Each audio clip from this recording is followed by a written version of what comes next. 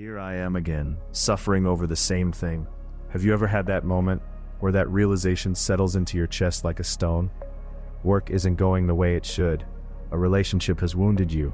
Again, someone you thought you'd forgotten still drifts back in the quiet of the night, years later, as vivid as ever. Why does this keep happening to me? When will this pain finally end? And yet, when morning comes, you get up, you go through the motions of another ordinary day. If that sounds like you, you may be exactly the person this video is for. Today, I want to share with you one answer that the Buddha offered 2,500 years ago. It's not a complicated answer. In fact, by the time you reach the end of this, my hope is that something in your shoulders quietly releases and you find yourself thinking, oh, so that's what it was. Would you stay with me until the end?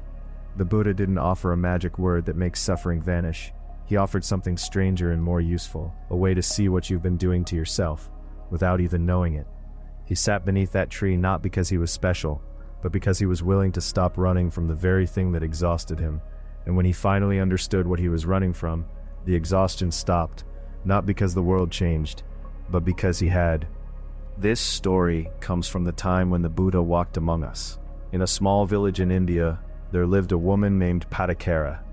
She had grown up in an ordinary home, married a man she loved, and been blessed with children. To anyone looking in from the outside, her life seemed complete. But one stormy night, the river swelled.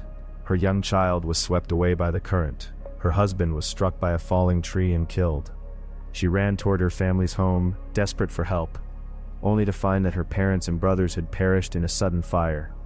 In a single night, she had lost everyone she loved. She wandered the roads as though her mind had shattered. Her clothing fell away. Her hair grew wild. She screamed until her voice gave out. The villagers watched from a distance. No one knew what to do or say. And then, a figure stood quietly in her path. It was the Buddha. He did not step aside.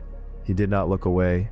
He simply met her eyes and said gently but clearly, "Come, gather yourself." At the sound of his voice, something in her stilled. And he continued, "The tears you have cried are not new. Across the long, long journey of your lives, more than you can remember, you have wept like this before. Measured against all of that grief, the tears of this night are but a single drop in a river. We are born, we lose, we mourn, over and over. As long as we remain inside that turning, the suffering does not end." Patakara's voice trembled as she asked, "Then how does it end? How does the suffering stop?" The Buddha answered slowly, "See the mechanism. See with your own eyes how suffering comes to be. When you truly see it, the fire goes quietly out. Something in her chest, it is said, softly came undone." Patakara went on to become one of the most deeply realized students the Buddha ever had. At the heart of that story lives the Buddhist teaching on liberation, what is called, in the old language, nirvana, or release.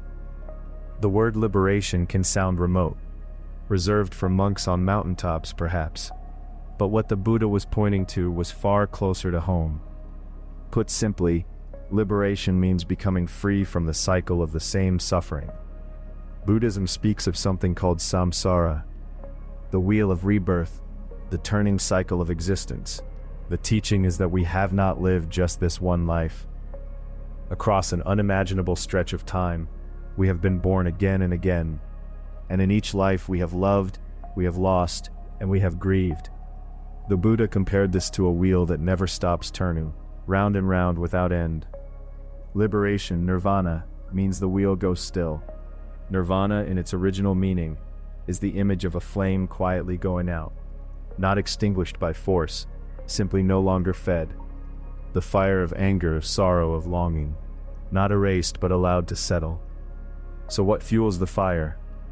The Buddha named three things: the fierce grip of "this is who I am," the demand that life be the way it should be, and the refusal to let anything change.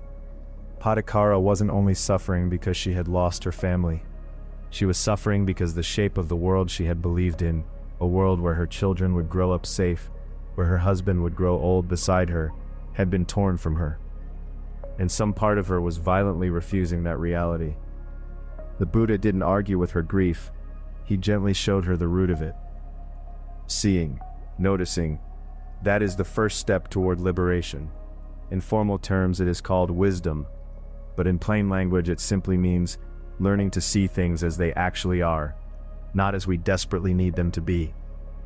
When Padakara truly saw, not just with her eyes but with her whole being, that impermanence was woven into the fabric of existence itself, something shifted. The wheel didn't stop all at once, but it slowed. Her grief remained, but it was no longer lashing out in all directions. It had found a shape, a clarity, almost a kind of stillness within it. And in that stillness, she discovered she could live again. So how might any of this touch the life you're actually living right now? Words like liberation and the cycle of rebirth can feel distant, like something that belongs in a temple, not in a Tuesday morning. But here's the thing. Most of us are already living inside small, personal cycles of the same suffering, every single day. Perhaps you find yourself in the same conflict at every workplace you've ever been in. Perhaps you keep meeting the same wound in every relationship. Perhaps the dynamic with your parents that shaped your childhood is still playing out in your mind, decades later. Have you ever noticed a pattern like that and felt a quiet dread at recognizing it again? The Buddha might say, that is not a coincidence. Inside each of us lives something we haven't been willing to look at, something we keep turning away from, and it is precisely that unexamined place that keeps drawing the same suffering back toward us. The path toward liberation begins simply with noticing the pattern. The next time you feel it, here it is again. You don't need to punish yourself for it. You don't need to fix it immediately. Just pause and observe. What is happening inside you right now? What emotion is present? Where do you feel it in your body? In Buddhism, this is called contemplation, or in everyday terms, simply stepping back and watching your own mind from a slight distance. And one more thing, the Buddha taught everything changes. This suffering, this feeling, this situation, nothing stays frozen. Even when it seems immovable, it is already shifting, grain by grain.